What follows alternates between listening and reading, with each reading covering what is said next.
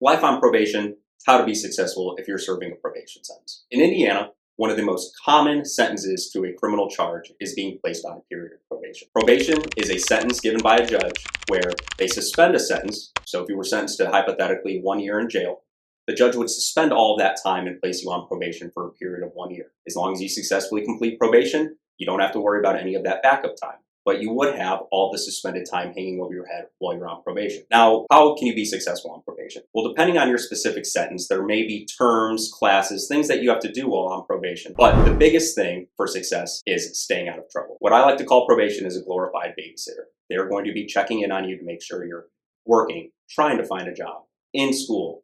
Are you keeping up on your court payments? Are you following through with your classes? Have you been staying out of trouble? These are all the things that a probation officer is going to be asking you during your time on probation. Probation officer's job is basically to look after you, to make sure you're following all the rules of the court. If they think that you're not following the rules of the court, they can file a violation, which could trigger all of that suspended time potentially being served in jail. What your probation officer is going to be looking for most of all is just good communication. You're going to have to provide them with a phone number, an email address, and when they reach out to you, they're going to want a prompt response. If you have to reschedule a probation meeting, they're just going to want you to be communicative with. Now, the big thing too is if you have run-ins with the law, whether that's good or bad, you must notify the probation department within 48 hours, or it could lead to a violation. And again, all they want you to do is be upfront with them.